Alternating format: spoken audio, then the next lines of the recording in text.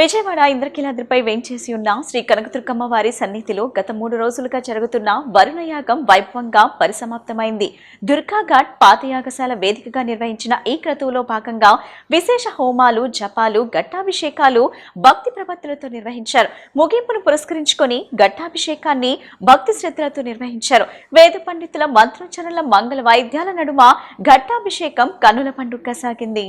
వరుణ యాగం రాష్ట్రం సుభిక్షంగా ఉండాలని, సమృద్ధిగా వర్షాలు కురవాలని కోరుతూ శ్రీ కనకదుర్గమ్మ వారి సన్నిధిలో నిర్వహించిన 3 రోజుల వరుణ యాగం శాస్త్రోక్తంగా వైభవంగా ముగిసింది. దేవాదాయ శాఖ ఆదేశాల మేరకు ఆగస్టు 14వ తేదీన ఈ యాగం ప్రారంభమైంది. దుర్గాఘాట్ పాత యాగశాల వేదికగా ఈ క్రతువు నిర్వహించారు.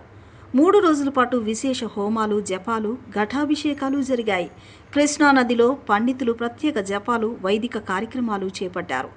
ఈ వరుణ జపాలు యాగం ముగింపుకు సంకేతంగా శ్రీ కనకదుర్గమ్మ వారికి ఘటాభిషేకం నిర్వహించారు.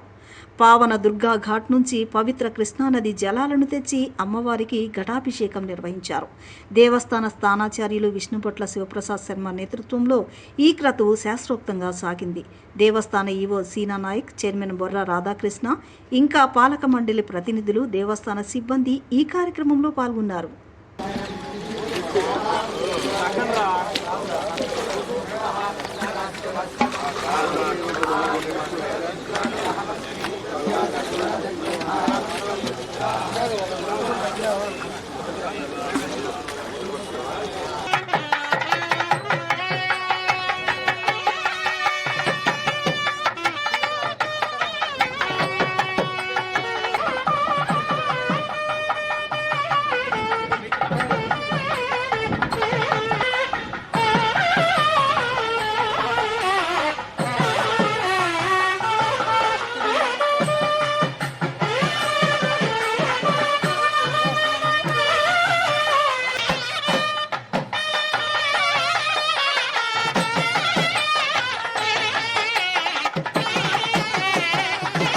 గారి ఆదేశానుసారం మా మంత్రివర్యులు, సెక్రటరీ గారు, కమిషనర్ గారి సూచనల మేరకు కరెక్ట్ టైంకు, అంటే వర్ష ఋతువు ప్రారంభము అయ్యే క్రమంలో, ముఖ్యంగా శ్రావణ మాసం కరెక్ట్గా శ్రావణ శుక్రవారం, మొదటి శుక్రవారం రోజు ఈ వరుణయాగం శ్రీ దుర్గామల్లేశ్వర స్వామి దేవస్థానం నందు ప్రారంభించడం జరిగింది. మొదటి రోజు గణపతి పూజతో మొదలుకొని దాదాపు వేద విద్యార్థులు, మా యొక్క వేద పండితులు, అర్చక స్వాములందరి ఆధ్వర్యంలో నిష్ఠతో ఉదయం 6 గంటల నుంచి ఈ యొక్క వరుణయాగం అనేది శ్రీ కృష్ణమ్మ తల్లి నది గర్భమున, నది ఒడ్డున ప్రారంభం చేయడం జరిగింది. 2 రోజులు కూడా అక్కడ వరుణయాగ జపములు చేయడం జరిగింది. ఈరోజు చివరి రోజు. ఈరోజు దాదాపు 100 కుండ పాత్రలలో పవిత్రమైన నదీ జలాలను తీసుకొని వచ్చి ఆహ్వానం చేసి ప్రత్యేకమైనటువంటి పూజలు చేసి శ్రీ మల్లేశ్వర స్వామి శివుని మొత్తం పూర్తిగా మునిగే వరకు కూడా మల్లేశ్వర స్వామి గర్భాలయంలో గంగమ్మ తల్లిని, అంటే కృష్ణమ్మ తల్లిని మొత్తం కూడా పూర్తిగా మునిగేటట్టు స్వామివారికి అభిషేకం అనేది చేయడం జరిగింది.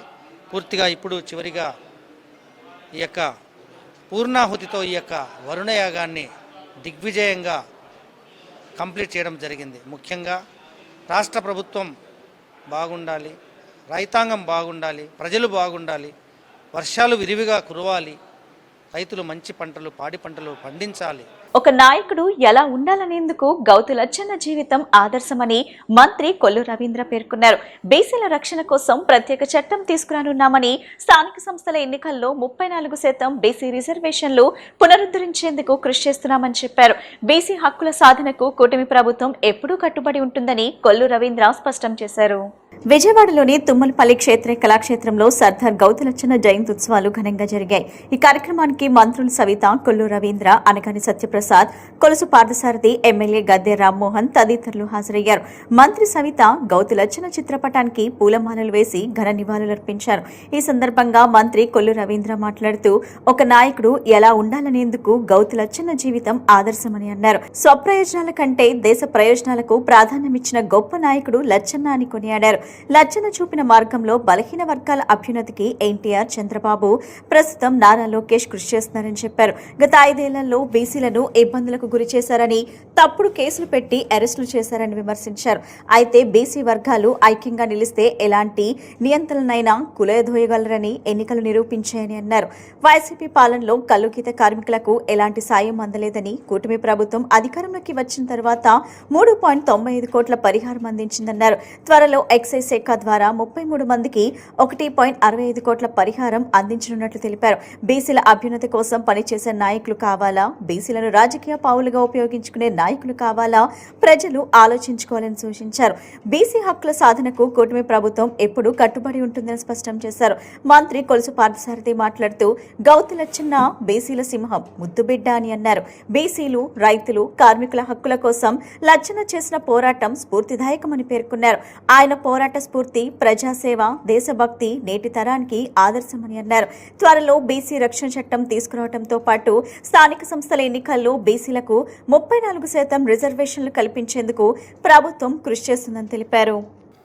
గౌతు లచ్చన్న గారితో వారికి ఉన్న అనుబంధాలు కానివ్వండి, గౌతు లచ్చన్న గారి ఆశయాల గురించి కూడా ఈ తరం రాజకీయ నాయకులు తప్పుకోకుండా గౌతు లచ్చన్న గారి జీవితాన్ని ఒక ఎగ్జాంపుల్గా తీసుకొని ఆ బాటలో నడవాల్సిన అవసరం ఉందని చెప్పేసి భావిస్తా ఉన్నాను. ఆయన పదవుల కోసం కాకుండా ఆయన నమ్ముకున్న జనం కోసం, సమాజంలో వెనుకబడితనంతో కొట్టుమిట్టాడుతున్న ప్రజల కోసం ఆయన జీవితాంతం కూడా పోరాటం చేశాడని చెప్పేసి మీ అందరికి కూడా మనవి చేస్తున్నాను. మీకు తెలిసినప్పటికి కూడా ఆయన ఎప్పుడు కూడా పదవులు కావాలని చెప్పేసి తాపత్రయపడలేదు. పదవుల్ని, మంత్రి పదవిని కానివ్వండి, పార్లమెంట్ సభ్యత్వాన్ని కానివ్వండి, ప్రాయంగా కొన్ని విలువల కోసం త్యజించిన గొప్ప వ్యక్తి లచ్చన్న గారు అని చెప్పేసి మీ అందరికీ శవనిగా మనం చేస్తాను. నేను ఆయన పోరాటం చేశాడని చెప్పేసి మనం చేస్తాను. ఆయన నాయకత్వంలో బలహీన వర్గాల్లో కులాల పేరు మీద అన్ని కులాలను కూడా బలహీన వర్గాల్లో ఉన్న కులాలన్నింటినీ కూడా ఐక్యం చేసి ఏకతాటి మీద నడిపిన వ్యక్తి అని చెప్పేసి కూడా నేను మీ అందరికీ శవనిగా మనం చేస్తాను. నాకు బాగా గుర్తు, చాలాసార్లు ఆయనకి డ్రైవర్గా పనిచేశాను నేను. డ్రైవర్గా అంటే చింతల బస్తీలో ఉండేవారు వారు. బలహీన వర్గాల నాయకుల సమావేశం జరిగినప్పుడు, అంటే కొంతమంది ముఖ్య నాయకులు, బాపూజీ గారు, కొండా లక్ష్మణ్ బాపూజీ గారు, మాణిక్యాలరావు గారు, గౌతు లచ్చన్న గారు, ఇటువంటి పెద్దవాళ్ళందరూ కూడా హుస్సేన్ సాగర్ దగ్గర కలుసుకుంటూ బలహీన వర్గాల కోసం ప్రభుత్వం మీద ఒత్తిడి చేసే విధంగా పనిచేసేవాళ్ళు. ఆ రోజు నాకు పదవి కావాలని చెప్పేసి ఆనాటి బలహీన వర్గాల నాయకులు ఎక్కడ కూడా కోరేవాళ్ళు కాదు. ఆ స్ఫూర్తిని తీసుకోవాలి మనం. ఆ రోజు ఏం పోరాటం చేశారో అదే పోరాటం చేయాలనుకోకుండా ఆ స్ఫూర్తిని తీసుకుని ఈరోజు మనం పోరాటం చేయాల్సిన అవసరం ఉందని చెప్పేసి మనం చేస్తాం. నేను ఈరోజు 50% ఉన్న జనాభాకి ఈరోజు రాజకీయ రంగంలో కానీ, వ్యాపార రంగంలో కానీ, పత్రికా రంగంలో కానీ, ఏ రంగంలో చూసుకున్నా కూడా మనకు వస్తున్న వాటా ఏంటో ఒకసారి ఆలోచించాలని చెప్పేసి మీకు మనం చేస్తాను నేను. మరి ఈ బలహీన వర్గాలు కుల వృత్తుల పేరు మీద బలహీన వర్గాలుగా గుర్తించిన ఈ సమాజం, ఈ బలహీన వర్గాల ద్వారా దేశానికి ఎటువంటి మేలు జరగలేదు, లేకపోతే ఎటువంటి ఆర్థిక పరిస్థితి ఉన్నతికి ఉపయోగపడలేదని చెప్పేసి చెప్పడానికి సిద్ధంగా ఉందా ఈ వ్యవస్థ అని చెప్పేసి నేను అడుగుతా ఉన్నా. నేను అసెంబ్లీ సమావేశాల్లో నిక్కచ్చిగా నిర్మోహమాటంగా ప్రభుత్వాన్ని నిలదీసిన, ప్రభుత్వంలో ఉన్నప్పుడు ప్రభుత్వం తప్పు చేస్తా ఉంటే వెనక ముందు ఆలోచించకుండా త్యాగాలు చేసినటువంటి ఘనత, అదేవిధంగా మారుతున్నటువంటి రాజకీయ పరిస్థితుల్లో ఆనాడు ఉన్నటువంటి కాంగ్రెస్ లేదంటే కొన్ని ప్రభుత్వాల పోకడి నచ్చక ఆనాడు నందమూరి తారక రామారావు గారు తెలుగుదేశం పార్టీని స్థాపిస్తే ప్రత్యేకంగా ఎన్టీ రామారావు గారి రాష్ట్రానికి అవసరం అని చెప్పి ఆ రోజు సపోర్ట్ చేసినటువంటి వ్యక్తి సర్దార్ గౌతు లచ్చన్న గారు అని చెప్పి కూడా ఈ సందర్భం మీకు తెలియజేస్తా ఉన్నా. అంటే స్వార్థ ప్రయోజనాలు కాదు, దేశ ప్రయోజనాలు ముందు కావాలి మనకి, తర్వాత రాష్ట్ర ప్రయోజనాలు కావాలి. అలాంటి ప్రయోజనాలు కాపాడగలిగే నాయకుడు కావాలి. అటువంటి నాయకుడు సర్దార్ గౌతు లచ్చన్న గారు అని చెప్పి నేను ఖచ్చితంగా చెప్తా ఉన్నా. చాలా విషయాలు అందరూ కూడా చెప్పారు. ఆనాడు ఈరోజు చూస్తున్నాం, ఎవరిని విడగొడితే నాకు లబ్ధి చేరుకుతుందో అని ఆలోచించే పరిస్థితుల నుంచి ఆనాడు ఎవరిని అందరినీ కలిపితేనే అన్ని ఐకమత్యంగా ముందుకెళ్తాయి అని చెప్పి బలహీన వర్గాలను కలపడం కానీ, అలాగే ఏదైతే గీత కులాల్ని ఒక వేదిక మీద తీసుకురావచ్చినటువంటి విధానం కానీ లచ్చన్న గారు మనందరూ కూడా స్ఫూర్తిని ఈ సందర్భంగా తెలియజేస్తా ఉన్నా. అందుకనే గౌరవ ముఖ్యమంత్రి చంద్రబాబు నాయుడు గారు ఎప్పుడు మాతో మాట్లాడినా, ఆయన అసెంబ్లీ సమావేశాల గురించి కానీ రాజకీయ విషయాల గురించి మాట్లాడినప్పుడు కానీ ఆయన నిర్మోహమాటంగా ఆనాడు పుచ్చలపల్లి సుందరయ్య గారు కానీ గౌతు లచ్చన్న గారు కానీ ఇలా అనేక మంది నాయకులు అసెంబ్లీ సమావేశాల్లో వాళ్ళు మాట్లాడినటువంటి లైబ్రరీలో మీరు వెళ్ళి నేర్చుకోండి అని చెప్పి మా అందరూ కూడా తెలియజేస్తామనే విషయాన్ని ఈ సందర్భంగా తెలియజేస్తా ఉన్నా. గౌతు లచ్చన్న గారిని ఒక ప్రత్యేకమైన అభిమానం, ప్రేమతో ఉన్న సంగతులు అనేక సందర్భాలు వారి మాటల్లో వినటం జరిగింది. మరి ఈ కార్యక్రమంలో ఆయన ఆదర్శంగా తీసుకుని, మార్గదర్శకులుగా తీసుకుని మనందరం కూడా ఒకే విధానం, ఆయన విధానాలని, ఆయన ఆశయాల్ని కాపాడవలసిన బాధ్యత మనందరి మీద తెలియజేస్తూ, మరి ఈ కార్యక్రమంలో పాల్గొనే మహద్భాగ్యం నాకు కలిగించిన మా తమ్ముడు గురుమూర్తి గారు నాకు 4-5 సార్లు చెప్పి నువ్వు రావాలన్నా అని చెప్తే మరి ఆయనకు కూడా నేను మనస్ఫూర్తిగా కృతజ్ఞతలు తెలియజేస్తూ, ఆర్యవైశ్యులు కష్టపడి జీవించడంతో పాటు నలుగురికి ఉపాధి కల్పించే మనస్తత్వం కలిగిన వారని పశ్చిమ నియోజకవర్గం టీడీపీ అధ్యక్షుడు బుద్దా వెంకన్న కొనియాడారు. ఆన్లైన్ వ్యాపారం పెరగడంతో వస్త్రలత వంటి ప్రధాన వ్యాపార ప్రాంతాల్లో వ్యాపారాలు తగ్గిపోవటం బాధాకరంగా ఉందన్నారు.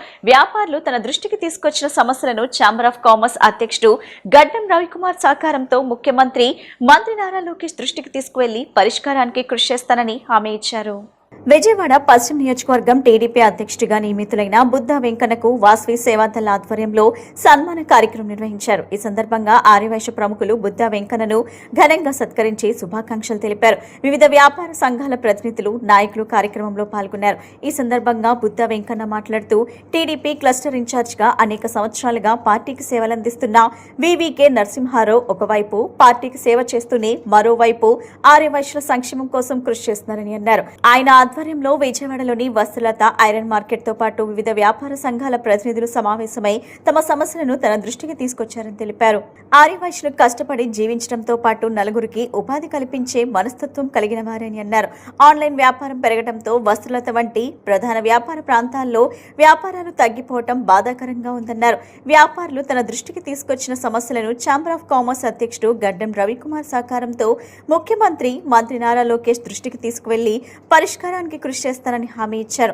వాస్వి సేవాదళ అధ్యక్షుడు వివికే నరసింహారావు మాట్లాడుతూ వివిధ వ్యాపార వర్గాలను ఒక చోట చేర్చి వారి సమస్యలను బుద్దా వెంకన్న దృష్టికి తీసుకెళ్లే ఉద్దేశంతో సమావేశం ఏర్పాటు చేసినట్లు తెలిపారు. వ్యాపారుల సమస్యలను ఏకాభిప్రాయంతో తన దృష్టికి తీసుకువస్తే ముఖ్యమంత్రి నారా లోకేష్ దృష్టికి తీసుకువెళ్లి పరిష్కారానికి కృషి చేస్తానని బుద్దా వెంకన్న హామీ ఇచ్చారని తెలిపారు. వ్యాపార వర్గాలకు ఇప్పటి వరకు ఎలాంటి ఇబ్బంది కలిగించని బుద్దా వెంకన్నకు తమ పూర్తి సహకారం అందిస్తామని చెప్పారు. Andhra chamber of commerce and industries అధ్యక్షుడు గడ్డం రవికుమార్ మాట్లాడుతూ వివిధ సంఘాల ఎన్నికల్లో విజయం సాధించిన అభ్యర్థులకు సన్మాన కార్యక్రమం ఏర్పాటు చేసినట్లు తెలిపారు. పశ్చిమ నియోజకవర్గ ప్రజల నాడి వ్యాపారుల సమస్యలు తెలిసిన వ్యక్తికి నియోజకవర్గ బాధ్యతలు అప్పగించడం ఆనందంగా ఉందన్నారు. పశ్చిమ నియోజకవర్గంలోని వ్యాపారులు ఎదుర్కొంటున్న సమస్యలను ముఖ్యమంత్రి దృష్టికి తీసుకువెళ్లి న్యాయం చేస్తానని బుద్దా వెంకన్న హామీ ఇచ్చారు.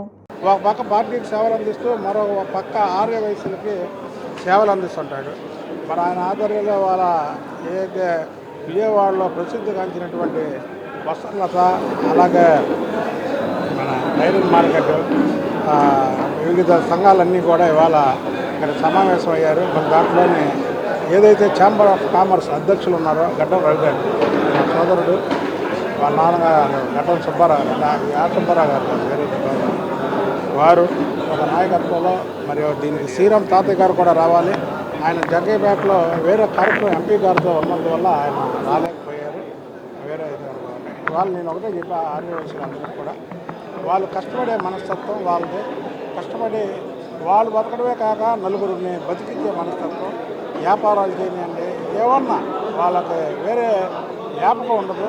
అందులో ఆ గుమ్మస్తాలుగా పెట్టుకునే వాళ్ళు కూడా మా కులాలనే ఉండాలి, లేకపోతే మా వాళ్ళకి ఎంప్లాయ్మెంట్ ఇవ్వాలి అనేది ఉండదు. అందరు కులాలు వాళ్ళు పనిచేస్తారు. ఇవాళ వాళ్ళ బాధలు చూస్తుంటే వర్ణానికంగా ఉంది. ఈ ఆన్లైన్ విధానం వచ్చిన తర్వాత వస్త్రలత అంటే చిన్న బొంబాయి, లోపలికి వెళ్ళాలంటేనే మనిషి తగులుకొని లోపలికి వెళ్ళాల్సినటువంటి వస్త్రలత వ్యాపారులే. వాళ్ళ వస్త్రలతలో వ్యాపారం లేదంటే నిజంగా బాధ కలిగింది నాకు. లోపలికి వెళ్ళాలంటే మనకి ఒకళ్ళు తగులుకోకుండా మనం లోపలికి వెళ్ళలేని పరిస్థితి వస్త్రలత.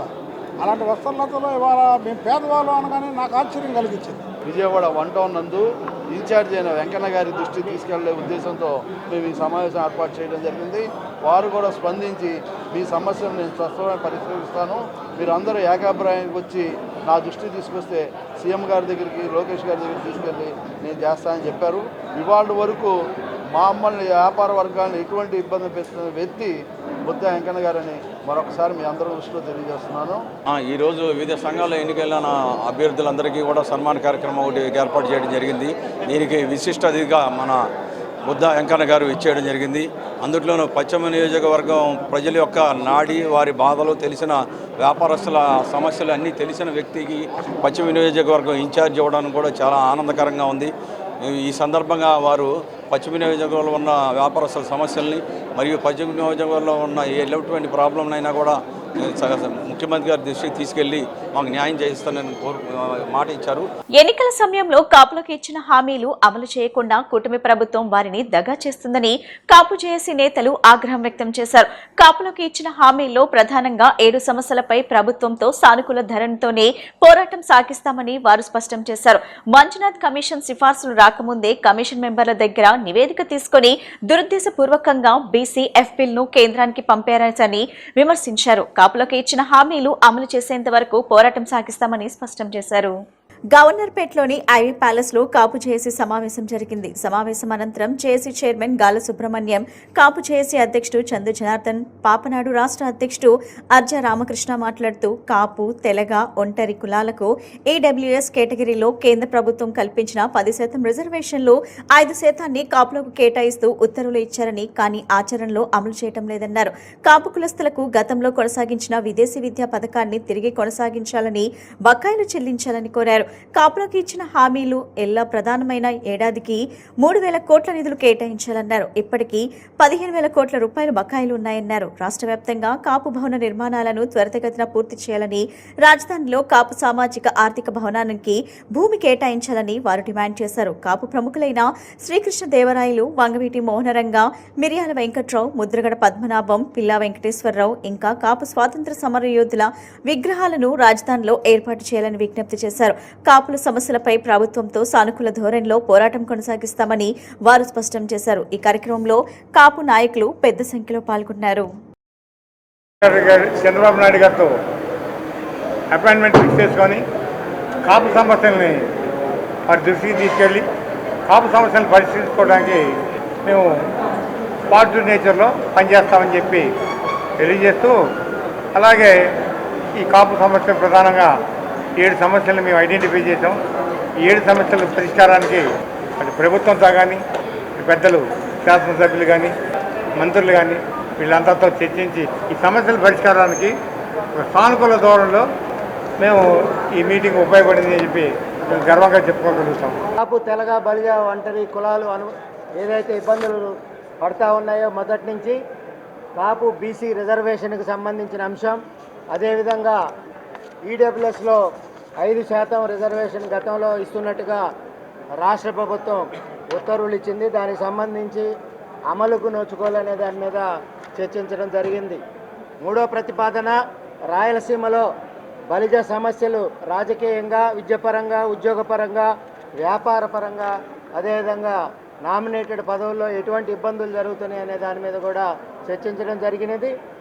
కాపు కార్పొరేషన్ ద్వారా గతంలో కొనసాగించిన విదేశీ విద్య తిరిగి కొనసాగించాలని, అదేవిధంగా గతంలో కాపు కార్పొరేషన్ ద్వారా విదేశీ విద్యకు వెళ్ళిన కుటుంబాలకి ఏదైతే రుణాలు కలిగి ఉన్నారో వాళ్ళందరికీ కూడా ఆ పేమెంట్ని పూర్తి చేయాలనేది కూడా ఒక అంశంగా చర్చించాం.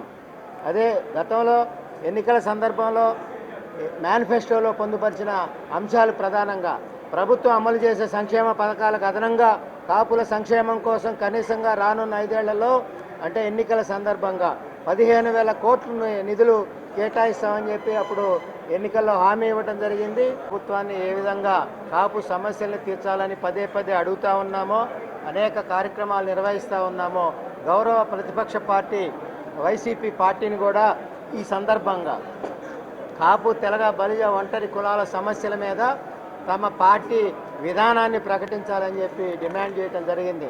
అంటే ప్రతిపక్ష పార్టీని మీరు ఏ విధంగా డిమాండ్ చేస్తారంటే కాపు సమస్యల మీద కానీ కాపు వర్గాలకు సంబంధించిన అంశాల మీద కానీ వైసీపీ పార్టీ ముందుకు వస్తూ ఉంది. ప్రత్యేకంగా వైసీపీ కాపు సమావేశాలు నిర్వహించడం ఈ బయట జిల్లాల్లో అనేక కాపు సమావేశాల్లో వైసీపీ ప్రజాప్రతినిధులు పూర్తి స్థాయిలో అటెండ్ అవుతూ ఉన్నారు. వారికి ధన్యవాదాలు చెబుతూ తప్పనిసరిగా వైసీపీ కాపు సమస్యల మీద పార్టీ తమ విధానాన్ని ప్రకటించాలనేది కూడా చర్చించడం జరిగింది. అక్కడ రాష్ట్రానికి తూర్పులో ఉన్నటువంటి మా సంఘీయులు తూర్పు కాపులుగా, పశ్చిమాన ఉన్నటువంటి మా సంఘీయులు బలిజలుగా, మధ్యలో ఉన్నటువంటి ఇక్కడ వాళ్ళ కాపులుగా తెలగలుగా పిలువబడుతున్న మేమంతా కూడా ఒకే కులము ఒకే గొడుగు కింద మేము పనిచేద్దామనే ఉద్దేశంతో ఈ సంఘాలు కూడా రాష్ట్రంలో అనేక చిన్న చిన్న సంఘాలుగా ఎవరికాళ్ళు విడిపోయి సంఘీయులంతా ఈరోజు కుల సంఘీయులంతా ఐక్యంగానే ఉన్నారు. సంఘ నాయకుల్లోనే కొద్దిగా అవగాహన లోపం ఉంది కాబట్టి ఆ అవగాహన లోపం కూడా సరిదిద్దుకొని మేము అందరం కూడా సమిష్టిగా ముందుకు సాగాలి, సమైక్యంగా ముందుకు సాగాలి, ఒకే సంఘంగా ఏర్పడాలనే ఉద్దేశంతో అన్ని సంఘాల నాయకులు ఇక్కడ కూర్చున్నారు. ఈరోజు చర్చించారు. మేమందరం కూడా ఒక నిర్ణయానికి వచ్చాం. ఒకే నాయకత్వం కింద సమిష్టిగా ఈ సమస్యలు ఎదుర్కోవడానికి సిద్ధపడబోతున్నాం. ఇంద్రకీలాద్రిపై వేంచేసి ఉన్న శ్రీ కనకదుర్గమ్మ వారిని రాష్ట్ర డీజీపీ హరీష్ కుమార్ గుప్తా దర్శించుకున్నారు. కుటుంబ సమేతంగా ఆలయానికి విచ్చేసిన గుప్తా అమ్మవారికి ప్రత్యేక పూజలు నిర్వహించారు. దర్శనానంతరం వేద పండితులు వారిని ఆశీర్వదించి అమ్మవారి ప్రసాదాన్ని అందజేశారు. ఇంద్రకీలాద్రిపై వేంచేసి ఉన్న శ్రీ కనకదుర్గమ్మ వారిని రాష్ట్ర director general of police Harish Kumar Gupta దర్శించుకున్నారు. కుటుంబ సమేతంగా ఆలయ రాజగోపురం వద్దకు చేరుకున్న డీజీపీ హరీష్ కుమార్ గుప్తకు trust board EO Seena Nayak, trust board chairman Radhakrishna ఆలయ మర్యాదలతో స్వాగతం పలికారు. అమ్మవారిని దర్శించుకున్న డీజీపీ దంపతులు ప్రత్యేక పూజలు నిర్వహించారు. అనంతరం రాయబారం మండపంలో వేద పండితులు వారికి శుభాశీస్సులు పలికారు. అనంతరం EO Seena Nayak, trust board chairman Radhakrishna అమ్మవారి ప్రసాద శేష వస్త్రాలను అందజేశారు.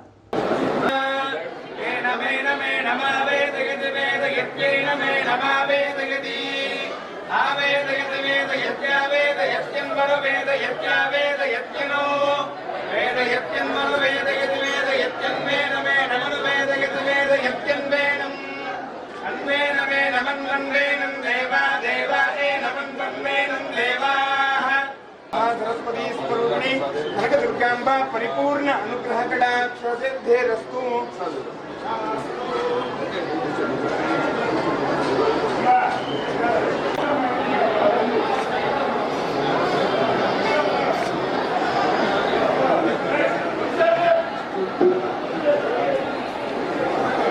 సేవే మార్గం, ప్రజలకు సేవ చేయండి అని జనసేన పార్టీ అధినేత పవన్ కళ్యాణ్ ఎప్పుడు చెబుతుంటారని విజయవాడ తూర్పు నియోజకవర్గం సమన్వయకర్త అమ్మిశెట్టి వాసు అన్నారు. ప్రజలకు ఏదైనా మంచి చేయాలనే ఆలోచనతో రాజకీయాల్లోకి రావడం జరిగిందన్నారు.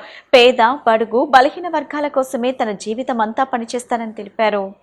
జనసేన పార్టీ విజయవాడ తూర్పు నియోజకవర్గం సమన్వయకర్త అమ్మిశెట్టి వాసు పుట్టినరోజు వేడుకలు పురస్కరించుకుని జనసేన నాయకులు నీరజ, శ్రీనాథ్, వివేక్ ఆధ్వర్యంలో విజయవాడ పాత ప్రభుత్వాసుపత్రిలో పేద గర్భిణీ స్త్రీలకు బ్రెడ్స్, పండ్లు పంపిణీ కార్యక్రమాన్ని నిర్వహించారు. ఈ కార్యక్రమంలో పాల్గొన్న అమ్మిశెట్టి వాసు ఆసుపత్రిలో గర్భిణీలు, బాలింతలకు బ్రెడ్లు, పండ్లు పంపిణీ చేశారు. ఆసుపత్రిలో అందుతున్న వైద్య, ఆసుపత్రిలో సౌకర్యాల గురించి అడిగి తెలుసుకున్నారు.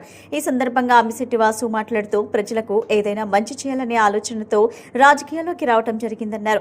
పేద, బడుగు, బలహీన వర్గాల కోసమే తన జీవితం అంతా పనిచేస్తానని తెలిపారు. డాక్టర్ రేవంత్ మాట్లాడుతూ అమ్మిశెట్టి వాసు జన్మదిన వేడుకల సందర్భంగా పండ్లు, బ్రెడ్లు పేద ప్రజలకు స్వయంగా అందించడం జరిగిందన్నారు. రోగుల సమస్యలు అడిగి తెలుసుకున్నారని చెప్పారు. ఆసుపత్రి అభివృద్ధికి ఎటువంటి చర్యలు తీసుకోవాలో ఆరా తీశారన్నారు. నా బర్త్డే సందర్భంగా జనసేన పార్టీ అధ్యక్షుడు పవన్ కళ్యాణ్ గారు కూడా ఎప్పుడు చెప్పేది ఒకటే, సేవే మార్గం, సేవ చేయండి, ఓట్ల కోసం కాదు, ప్రజల సేవ చేయండి అని చెప్పే మార్గంలో ఈరోజు మరి పాత గవర్నమెంట్ హాస్పిటల్లో పేద గర్భిణీ స్త్రీలకి బ్రెడ్స్ అట్లాగే ఫుడ్స్ అరేంజ్ చేస్తూ ఈరోజు పాత గవర్నమెంట్ హాస్పిటల్లో 300 మంది పైగా పేషెంట్లు ఉన్నారు, గర్భిణీ స్త్రీలు ఉన్నారు. వాళ్ళందరికీ కూడా ఫుడ్స్, బెడ్స్ ఇవ్వటం ఇది మంచి కార్యక్రమం. మరి ఈ పుట్టినరోజు ఏదో ఒక మంచి చేయాలని ఒక ఆలోచనతో మేము కూడా రాజకీయాల్లో రావటం, పవన్ కళ్యాణ్ గారు మాలాంటి యువతను ఎంకరేజ్ చేయటం. నేను అందరికీ ఒకటే మాట ఇస్తా ఉన్నాను, పేద, పొడుగును, బలహీన వర్గాల కోసమే నా జీవితం అంతా కూడా పనిచేస్తానని మాటిస్తూ మరి ముందుగా మీడియా మిత్రులకు కూడా మరి లేట్ అయినప్పటికి కూడా మీరు ఉన్నందుకు ముందుగా మీకు కూడా మనస్ఫూర్తిగా ధన్యవాదాలు తెలుపుకుంటూ ఈ కార్యక్రమం సిటీలో అనేకమైన సేవా కార్యక్రమాలు చేశారు. మరి అక్టోబర్ 2వ తారీఖు మా పవన్ కళ్యాణ్ గారి బర్త్డే కూడా మీకు తెలుసు, వాడవాడలు ఎలా చేస్తారో ఇంకా ఘనంగా చేయాలని మనస్ఫూర్తిగా కోరుకుంటా ఉన్నాం. అంశెట్టి వాసు గారి జన్మదిన వేడుకల సందర్భంగా పాత గవర్నమెంట్ హాస్పిటల్లో పండ్లు బ్రెడ్ పంచే కార్యక్రమం నిర్వహించడం అయింది. ఈ కార్యక్రమానికి స్వయంగా అంశెట్టి వాసు గారు వచ్చి ఆయన స్వహస్తాలతో పేషెంట్లకి అవి పంచిపెట్టడం జరిగింది. ఈ సందర్భంగా ఆయన పేషెంట్ల దగ్గర వారి యొక్క ఏమన్నా సమస్యలు, హాస్పిటల్ యొక్క ఇంకా ఏమన్నా డెవలప్మెంట్కి అవసరమైనటువంటి కార్యక్రమాలు ఇంకా చేయాలని స్వయంగా అడిగి కనుక్కున్నారు. ప్రజలతో పేషెంట్లతో ఇంకా ఏం చేస్తే కొంచెం మెరుగైనటువంటి వైద్యం అందుతుందో అని చెప్పి వారిని కూడా కనుక్కొని ఆ దిశగా ప్రభుత్వం కృషి చేస్తానని మాటిచ్చారు. దీనికి ఈ కార్యక్రమానికి చాలా అభిమానాలు లభించింది. మాకు కూడా చాలా సంతోషంగా ఉంది. సర్దార్ గౌతు లచ్చన్న జీవితం అందరికీ ఆదర్శప్రాయమని రాష్ట్ర గౌడ సంఘం వ్యవస్థాపక అధ్యక్షులు చలపాటి వెంకటేశ్వరరావు అన్నారు. 60 ఏళ్లుగా రాజకీయాల్లో గౌతు లచ్చన్న కుటుంబం ఎలాంటి మచ్చ లేకుండా కొనసాగటం గర్వకారణమన్నారు. సమరయోధుడిగా బీసీ కులాల అభ్యున్నతికి లచ్చన్న జీవితాన్ని అంకితం చేశారని తెలిపారు. గీత కార్మికులంతా ఐక్యంగా ఉంటూ లచ్చన్న ఆశయాల సాధనకు కృషి చేస్తామని స్పష్టం చేశారు. సర్దార్ గౌతు లచ్చన్న 117వ జయంతి ఉత్సవాలు రాష్ట్ర గౌడ సంఘం ఆధ్వర్యంలో ఘనంగా జరిగాయి. ఈ ఉత్సవాలను పురస్కరించుకుని పటమట ఎన్ఎస్ఎం స్కూల్ సమీపానున్న గౌతు లచ్చన్న విగ్రహానికి సంఘ వ్యవస్థాపక అధ్యక్షుడు చలపాటి వెంకటేశ్వరరావు, విగ్రహ వ్యవస్థాపకులు వీరంకి నాగేశ్వరరావు, ఈడే అశోక్ కుమార్ తదితరులు పుష్పమాలలు వేసి ఘన నివాళులర్పించారు. అనంతరం సంఘం వ్యవస్థాపక అధ్యక్షుడు చలపాటి వెంకటేశ్వరరావు మాట్లాడుతూ గౌతు లచ్చన్న జీవితం నేటి తరం రాజకీయ నాయకులకు ఆదర్శప్రాయమని అన్నారు. 60గా లచ్చన్న కుటుంబం రాజకీయ కొనసాగినప్పటికీ ఎక్కడ ఎలాంటి మచ్చ లేకుండా ఉన్నారని ప్రశంసించారు. గీత వృత్తిని నిర్వహించే 5 కులాలను సంఘటితపరిచి వారి అభ్యున్నతికి లచ్చన్న బాటలు వేశారని తెలిపారు. స్వాతంత్ర సమరయోధునిగా మచ్చలేని రాజకీయవేత్తగా బీసీల అభ్యున్నతికి లచ్చన్న అందించిన సేవలు అజరామమన్నారు. వీరంకి నాగేశ్వరరావు మాట్లాడుతూ గౌతు లచ్చన్నతో తనకున్న సాన్నిహిత్యాన్ని వివరించారు. ఆయన జీవిత చరిత్ర పుస్తకంగా ముద్రించామని, ఆయనతో ఒక శిష్యుడిగా తనకున్న బంధాన్ని ఎన్నడూ మర్చిపోలేమన్నారు. గౌడప్రభ పత్రికలో ఆయన గురించి తాను రాసిన వ్యాసాలను కూడా పుస్తక రూపంలోకి తెచ్చామన్నారు. ఈ కార్యక్రమంలో మాజీ డీఎస్సీ ఈడే అశోక్ కుమార్, కొనకల్ల రెడ్డయ్య, మాధు శ్రీహరిరాణి తదితరులు పాల్గొన్నారు. ఈరోజు చాలా శుభదినం. జాతి గర్వించదగ్గ ఒక నాయకుని జన్మదినం అవటం కూడా చాలా పండగ దినం కింద లెక్క. సర్దార్ గౌతు లచ్చన్న గతించి నేటికి 20 సంవత్సరాలు అయింది. మరి ఆయన్ని గుర్తు చేసుకుంటూ ఈ 117వ జయంతి ఇక్కడ కౌండిన్య నగర్లోని ఎన్ఎస్ఎం పబ్లిక్ స్కూల్ దగ్గర జరపడం మరి చాలా ఆనందదాయకం. ప్రభుత్వం వారు కూడా ఈ లచ్చన్న గారి జయంతిని అధికారపూర్వకంగా ఈ రాష్ట్రపతి ప్రకటించడం నిజంగా చంద్రబాబు నాయుడు గారికి, వారి కుటుంబ ప్రభుత్వానికి కూడా మేము మా అందరి జాతి తరపు వారికి కృతజ్ఞత ఉంటామని తెలియజేస్తున్నాం. మరి ఈ ఎన్ఎస్ఎం కౌండిన్య నగర్లో ఈ విగ్రహం ఏదైతే లచ్చన్న గారు చనిపోయిన 6 నెలలకి ఇది మేము స్థాపించడం జరిగింది. దానికి ప్రధాన కారణం మరి వీరంకి నాగేశ్వరరావు గారు, మాకు అందరికీ పెద్ద మరి ఇక్కడ ఉన్న పెద్దల్లో ముఖ్యులు, వారి పూర్తి సహాయ సహకారాలతో ఈ విగ్రహం ఏర్పాటు చేసుకోవడం జరిగింది. నాకు చాలా గుర్తు, ఈ సెంటర్కి లచ్చన్న గారిని దాదాపు 3-4 పర్యాయాలు నేను తీసుకురావడం జరిగింది. మేము ఆ రోజున ఉద్యమానికి గౌడ యువజన సంఘం అనే ఒక సంఘం స్థాపించి ఆ రోజుల్లో దానికి కొన్ని కార్యక్రమాలు చేస్తూ ఉండేవాళ్ళం.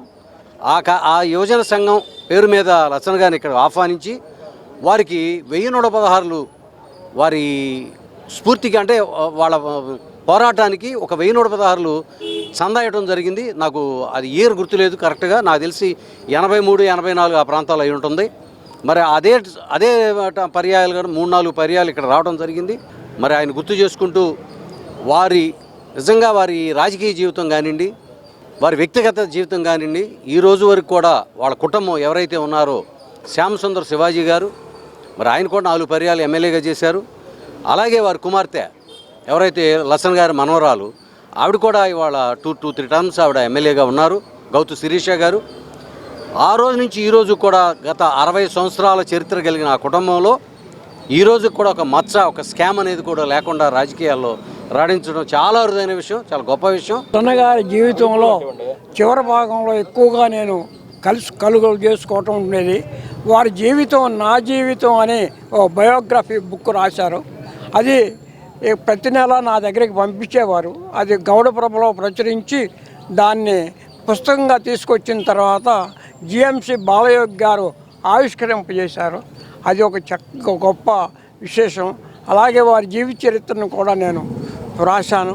అలాగా చివరి రోజుల్లో వారితో కలిసి అనేక కార్యక్రమాల్లో పాల్గొంచుకోవటం, మరి నేను వారి శిష్యగణంలో ఉన్నానని భావించుకుంటూ వారికి సెలవు తీసుకుంటున్నాను. ఇప్పటికసే ప్రకటనలు.